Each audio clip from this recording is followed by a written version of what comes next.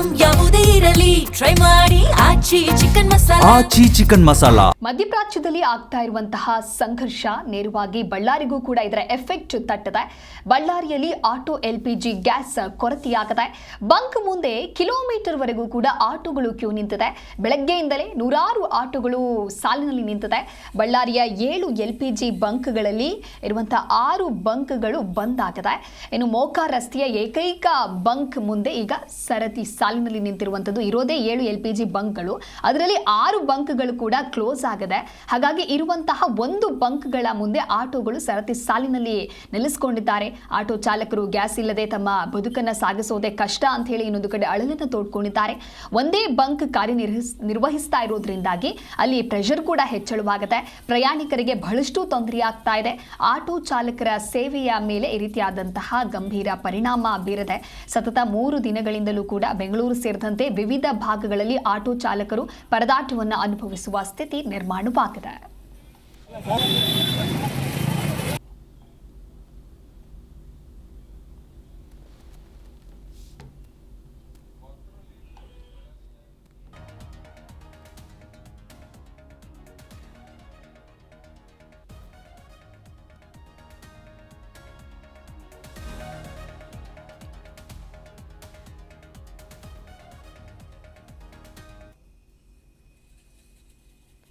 ಈ ಕುರಿತಂತೆ ನಮ್ಮ ಪ್ರತಿನಿಧಿ ಆಟೋ ಚಾಲಕ ಜೊತೆಗೆ ಬಂಕ್ ಅವರ ಜೊತೆಗೆ ಮಾತುಕತೆಯನ್ನು ನಡೆಸಿದ್ದಾರೆ. ಬನ್ನಿ ನೋಡೋಣ. ಕೊಲ್ಲಿ ರಾಷ್ಟ್ರದಲ್ಲಿ ನಡೆತಕ್ಕಂಥ ಭೀಕರ ಯುದ್ಧದ ಹಿನ್ನೆಲೆಯಲ್ಲಿ ನೇರವಾಗಿ ಭಾರತಕ್ಕೆ ಪರಿಣಾಮ ಬೀರಿದೆ. ಈಗಾಗಲೇ ಬಳ್ಳಾರಿಯಲ್ಲಿ LPG ಆಟೋ ಗ್ಯಾಸ್ ಕೂಡ ಸಾಕಷ್ಟು ರೀತಿಯಲ್ಲಿ ತೊಂದರೆಯಾಗಿರ್ತಕ್ಕಂಥದ್ದು. ಆಟೋ ಚಾಲಕರು ಕೂಡ ಈಗಾಗಲೇ ಪರದಾಡ್ತಕ್ಕಂಥ ಪರಿಸ್ಥಿತಿ ನಿರ್ಮಾಣವಾಗಿರ್ಬೋದು. ನಾವೀಗ ಬಳ್ಳಾರಿ ನಗರದ ಮೋಕ ರಸ್ತೆಯಲ್ಲಿ ಇರ್ತಕ್ಕಂಥ ಆಟೋ LPG ಬಂಕ್ ನಲ್ಲಿ ಇರ್ತಕ್ಕಂಥದ್ದು. ನನ್ನ ಬಲಭಾಗದಲ್ಲಿ ನೋಡಬಹುದು, ಬೆಳಗ್ಗೆ ಸುಮಾರು 5 ಗಂಟೆಯಿಂದ ಸಾಕಷ್ಟು ಆಟೋಗಳು ಕೂಡ ಒಂದ್ ರೀತಿಯಲ್ಲಿ ಕ್ಯೂ ಸಿಸ್ಟಮ್ ನಿಂತುಕೊಂಡು ಸರತಿ ಸಾಲಿನಲ್ಲಿ ಬಂದು ಒಂದು LPG ಆಟೋ ಗ್ಯಾಸ್ ಅನ್ನ ತುಂಬಿಸಿಕೊಳ್ಳುವಂತ ಒಂದು ಪ್ರಯತ್ನವನ್ನ ಕೂಡ ಆಟೋ ಚಾಲಕರು ಮಾಡ್ತಕ್ಕಂಥದ್ದು. ನಾನೀಗ ನನ್ನ ಎಡಭಾಗದಲ್ಲಿ ನೋಡಬಹುದು, ಅಂದ್ರೆ ಇನ್ನ ಸುಮಾರು 400 ರಿಂದ 500 ಲೀಟರ್ ಮಾತ್ರ ಈ ಬಂಕ್ ನಲ್ಲಿ LPG ಆಟೋ ಗ್ಯಾಸ್ ಲಭ್ಯವಾಗಿರ್ತಕ್ಕಂಥದ್ದು. ಇನ್ನೇನು ಅರ್ಧ ಗಂಟೆಯಲ್ಲಿ ಈ ಗ್ಯಾಸ್ ಕೂಡ ಖಾಲಿ ಆಗ್ತದಂತ ಹೇಳ್ಬಿಟ್ಟು ಇಲ್ಲಿನ ವ್ಯವಸ್ಥಾಪಕರು ವಿದೇಶ ಇರ್ತಕ್ಕಂಥ ಅವರು ಕೂಡ ಒಂದು ಮಾಹಿತಿ ಇರ್ತಕ್ಕಂಥದ್ದು. ಈಗ ನಮ್ಮ ಜೊತೆಗೆ ಮಾತನಾಡಲು LPG ಗ್ಯಾಸ್ ಏನು ಬಂಕ್ ನ ವ್ಯವಸ್ಥಾಪಕರಾಗಿರ್ತಕ್ಕಂಥ ವಿದೇಶ ಅವರು ಇದ್ದಾರೆ. ಅವ್ರನ್ನ ಮಾತಾಡಿಸುವಂತ ಒಂದು ಪ್ರಯತ್ನ ಮಾಡ್ತೀನಿ. ಸರ್, ಈಗ ಸಾಕಷ್ಟು ಆಟೋ ಚಾಲಕರಿಗೆ ಸಮಸ್ಯೆ ಆಗ್ತಾ ಇದೆ. ಇನ್ನು ಎಷ್ಟಿದೆ ಸರ್ ಸ್ಟಾಕ್? ಇಲ್ಲೇ ತನಕ ಆಗ್ತದೆ ಇದು? ಸರ್, ಇನ್ನು 400 ಇದೆ. ಇನ್ನು 1 ಅವರ್ ಆಗ್ಬೋದು, ಅಷ್ಟೊಳಗಡೆ ಆಗ್ಬೋದು. ಸರ್, ಈಗ ರೇಟ್ ಜಾಸ್ತಿ ಆಗ್ತಾ ಇದೆ ಅಂತಂದೇಳಿ ಆಟೋ ಚಾಲಕರು ಕೂಡ ಆರೋಪ ಮಾಡ್ತಾ ಇದ್ದಾರೆ.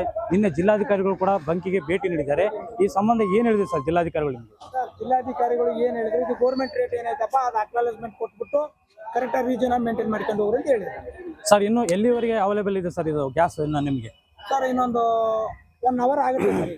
ಈಗ 1 ಅವರ್ ಆಗ್ಬೋದು ಅಷ್ಟೇ. ನೆಕ್ಸ್ಟ್ ಸ್ಟಾಕ್ ಯಾವಾಗ ಬರ್ಬೋದು ಸರ್? ಇನ್ನು ನೆಕ್ಸ್ಟ್ ಸ್ಟಾಕ್ ಯಾವಾಗ ಬರ್ಬೋದು ಸರ್? ನಾಳೆ ಬರುತ್ತೆ ಸರ್. ಇನ್ನು ಈ ಬಗ್ಗೆ ಮಾತನಾಡೋದಕ್ಕೆ ಸ್ವತಃ ಆಟೋ ಚಾಲಕರು ಕೂಡ ನಮ್ಮ ಜೊತೆಗೆ ಇರ್ತಕ್ಕಂಥದ್ದು. ಅವ್ರನ್ನ ಮಾತಾಡಿಸುವಂತ ಒಂದು ಪ್ರಯತ್ನ ಕೂಡ ನಾನು ಮಾಡ್ತಾ ಇದ್ದೀನಿ. ಸರ್, ಈಗ ಕಳೆದ 1 ವಾರದಿಂದ ಆಟೋ LPG ಗ್ಯಾಸ್ ಕೂಡ ಸಮಸ್ಯೆ ಆಗ್ತಾ ಇದೆ.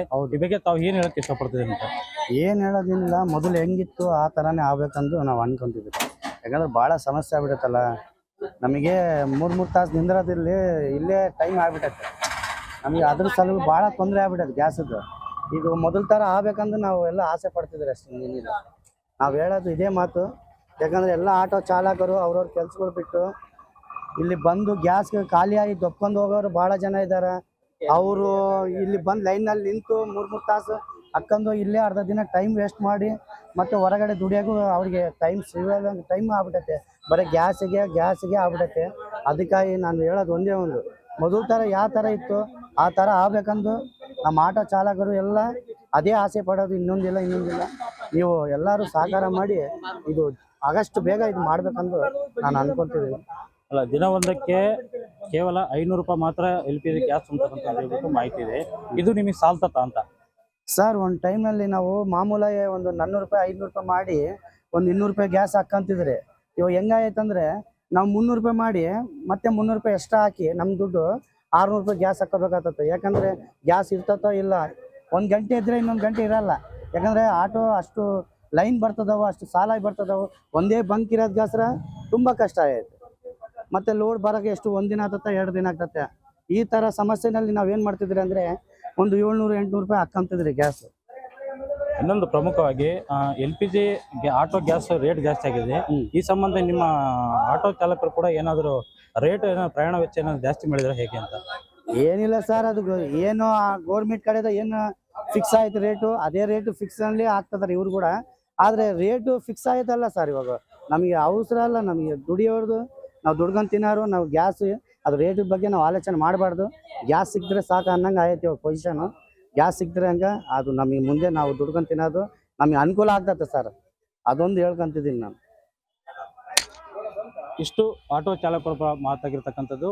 ಅಂದ್ರೆ ಕಳೆದ 15 ದಿನಗಳಿಂದ ಉದ್ಭವಿಸತಕ್ಕಂಥ LPG ಆಟೋ ಗ್ಯಾಸ್ ಸಮಸ್ಯೆಯನ್ನು ತೀವ್ರವಾಗಿ ಸರ್ಕಾರ ಸ್ಪಂದನೆ ಮಾಡಬೇಕು, ಇಲ್ಲವಾದರೆ ನಮ್ಮ ಆಟೋ ಚಾಲಕರಿಗೆ ಸಾಕಷ್ಟು ತೊಂದರೆಯನ್ನ ಉಂಟು ಮಾಡ್ತಕ್ಕಂಥ ಒಂದು ಮಾಹಿತಿಯನ್ನು ಕೂಡ ಆಟೋ ಚಾಲಕರು ಹಂಚಿಕೊಂಡಿರ್ತಕ್ಕಂಥದ್ದು.